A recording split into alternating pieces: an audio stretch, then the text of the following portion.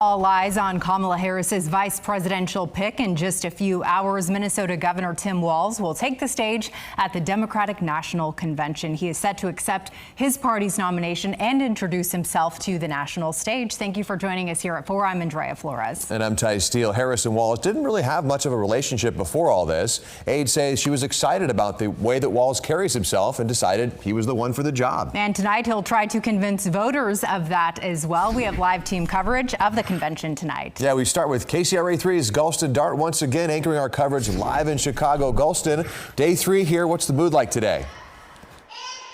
Well, as you might expect, it's a big turnout here as we expected, and everyone's getting pumped up about, like you said, day 3, and a lot of excitement here. Earlier, we spied SNL alum Kenan Thompson up on the stage, so we're expecting him to do something for the audience a little bit later.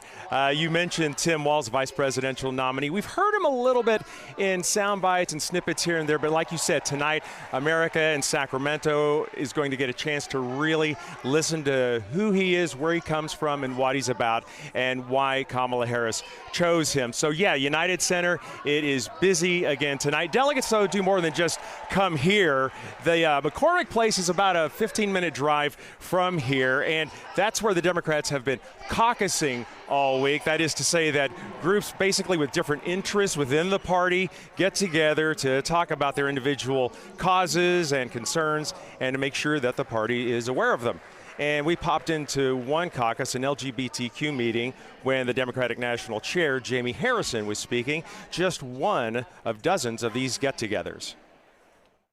But it's more than just about meetings, which frankly can get boring at times. This is Demapalooza. It's a place where groups come together and talk about their causes. You've got DC Residents for Statehood. You've got Muslims who are wanting to sign up more people to register to vote.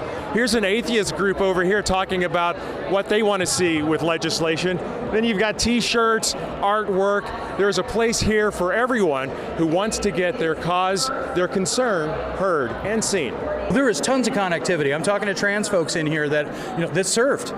I'm talking to LGBT folks that served. I'm talking to natives that served. I'm talking to labor that served. We've been talking about tribal sovereignty. We've been talking about protecting our access to reproductive rights. So there's a lot of things that are going on. We've been going to visit with a number of folks, either state by state, representatives.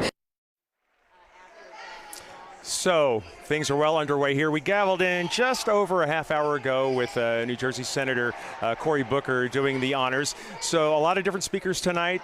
California's Congresswoman, Speaker Emerita Nancy Pelosi will be speaking to the audience, as will Bill Clinton. Now, Bill Clinton was here back in 1996 when he accepted the party's nomination for his second term as president. So it's a little bit of a full circle moment for him as he talks about the Kamala Harris, Tim Walz ticket. So it should be another interesting night here at the United Center. So I would throw it back to you guys because you guys usually have all the pithy questions, but now I've got a question for you. I want you to take just a wild guess as to which city in the country has hosted the most conventions. What do you think? Is that DNC and Republican conventions or just DNCs? All together. All together. Ooh. What do you think? Oh. I'm going to go with Chicago. Over here. I'm going to go with Chicago. Yes. Okay. All right. It took us a while to get there. Yeah. The Republicans have hosted 14, and this one counts as number 12 for the Democrats. So a little something there for you. Yep. We've got a lot more coming up at 5 o'clock. We'll see you then. Reporting live from Chicago, I'm Gulston Dart, KCRA3 News. All right, little tidbit of history there. Thank you so much, Gulston. Kind of makes sense in the middle of the country right there. Big city. Yeah, makes Lots sense. to see there, too. All right, well, before his speech tonight, Tim Walz did a walkthrough of the convention stage this afternoon. As he accepts the party's nomination for vice president, he'll take the opportunity to introduce himself to the country. Many who don't know a whole lot about who he really is. As Kaylin Norwood tells us, this is a big night for Walz. It's game night for Governor Tim Walz. He's been out on the trail with Vice President Kamala Harris, but tonight is his moment to step into the spotlight.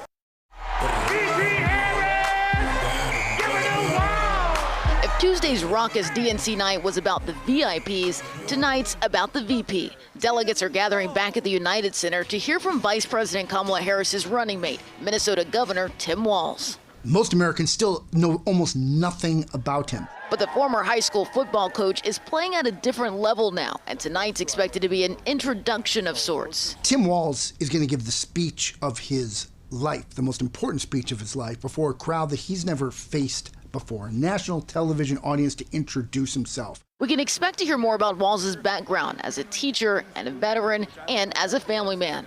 He speaks the way we all speak. It's the guy that you'd have a beer with in your driveway talking about taxes, your neighbors, your government. This is all in an effort to reach swing voters in battleground states like Wisconsin and Michigan. But analysts say not to count on him bringing in all those votes just yet. It's a little early to say with any authority what difference he'll make. Last night, we heard from former President Barack Obama, who said Tim Walz is the type of man who should be in politics. And tonight, we're expecting to hear from former President Bill Clinton and other top Democrats. Reporting from the DNC in Chicago, I'm Kayla Norwood.